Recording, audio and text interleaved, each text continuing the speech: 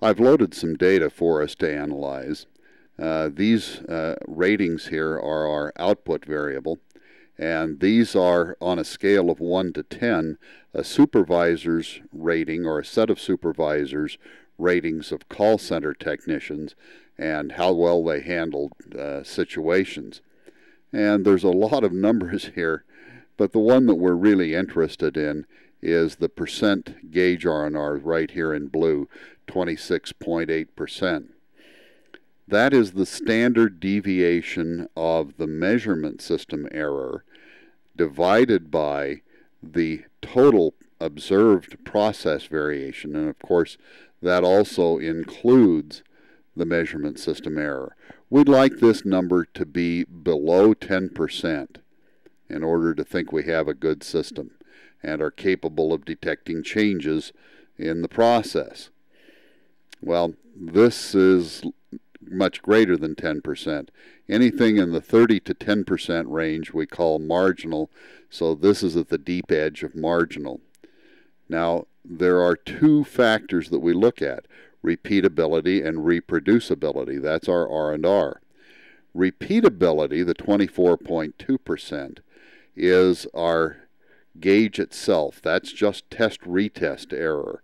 And the reproducibility is the variation that is from the fact that you've got multiple people making measurements, and they may have slightly different techniques or methods, and this will tell you where you need to concentrate if you have a problem.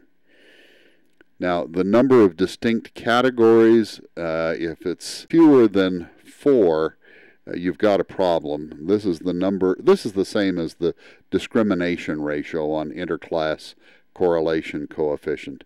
It's the number of times that the measurement variation will fit inside the total process variation, and fit inside is kind of in quotes.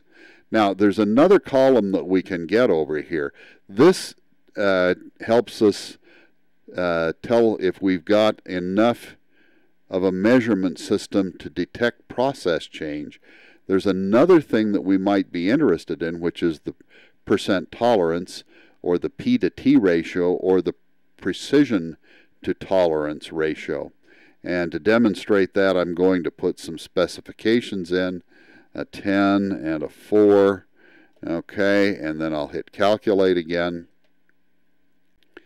And now we get a new column. Fundamentally, this column is directed at the question, can we tell good parts from bad? So this is a number over here, the percent gauge R&R, that the production manager would use.